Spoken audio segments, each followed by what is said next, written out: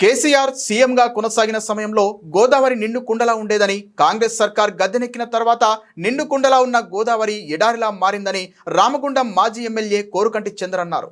పెద్దపల్లి జిల్లా గోదావరికని పట్టణ శివారు గోదావరి నది ఇసుకలో పార్టీ నాయకులు, కార్యకర్తలు పెద్ద ఎత్తున వినూత్న నిరసన కార్యక్రమం చేపట్టారు. ఇసుకలో బీఆర్ఎస్ నాయకులు క్రికెట్, ఖోఖో, కబడ్డీ ఆటల పోటీలు నిర్వహించారు.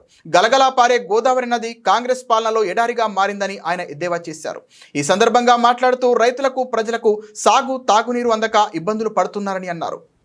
తెలంగాణ ఉద్యమ మహానాయకులు, అపర భగీరథులు, తెలంగాణ తొలి ముఖ్యమంత్రి వర్యులు కేసీఆర్ గారు ముఖ్యమంత్రిగా ఉన్నప్పుడు మేము ఇక్కడ ఎమ్మెల్యేగా 5 ఏళ్ల పాటు రామగుండంలో ఉన్నాం. ఆ రోజు నిండుకుండలా ఉన్నటువంటి యొక్క గోదావరిలో పడవల పోటీలను నిర్వహించినాం. 20 నెలలుగా కాళేశ్వరం ప్రాజెక్టు మీద కేసీఆర్ గారి మీద అక్కసుతో, బీఆర్ఎస్ పార్టీ మీద అక్కసుతో ఈరోజు కాళేశ్వరంను పంపులను ప్రారంభం చేయకపోవడం మూలాన గోదావరి ఎండిపోయింది.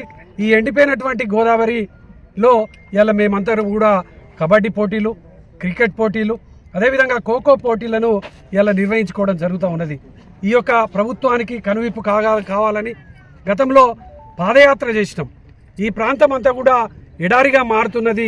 కేసీఆర్ గారు ఆలోచనకు అనుగుణంగా ఈ యొక్క ప్రాంతంలో ఉన్నటువంటి ప్రతి ఎకరానికి నీళ్ళు అందించాలనేటువంటి సంకల్పం కొద్దీ కాళేశ్వరం ప్రాజెక్టును నిర్మాణం చేస్తే, ఎన్నికల సమయంలో ఆ యొక్క కాళేశ్వరం ప్రాజెక్టు కూలిపోయింది అని చెప్పేసి అబద్ధపు ప్రచారాలు చెప్పినటువంటి ఈ యొక్క కాంగ్రెస్ పార్టీ, ఈ యొక్క రేవంత్ రెడ్డి ఈరోజు ఆ అబద్ధాన్ని నిజంగా చూపించడం కోసం 20 నెలలుగా ఈ గోదావరిని ఎండబెట్టిర్రు. 225 ఉన్నటువంటి పిల్లర్లు, 2 పిల్లర్లు మాత్రమే ఈ యొక్క చిన్నగా డ్యామేజ్ ఉంటే వాటిని రిపేర్ చేయడానికి అవకాశం ఉన్నా కూడా రిపేర్ చేయకపోగా ఇలా రైతుల మీద ఇలా ప్రతి ఒక్క ఎకరానికి ఎండగొట్టేటువంటి పరిస్థితికి దాపరించేటువంటి పరిస్థితి వచ్చింది. కాబట్టి ఈ ప్రభుత్వానికి కనువిప్పు కావాలని, ఈ ప్రభుత్వానికి ఇప్పటికైనా కూడా ఈ యొక్క కాళేశ్వరం ప్రాజెక్టును వెంటనే ప్రారంభం చేయాలని, కన్నెపల్లి పంప్ హౌజులను వెంటనే పంపులను స్టార్ట్ చేయాలని డిమాండ్ చేస్తూ బీఆర్ఎస్ పార్టీ పక్షాన నిరసనగా ఈ యొక్క క్రీడలను ఈ యొక్క ఎండిపోయినటువంటి గోదావరిలో నిర్వహించడం జరుగుతున్నది.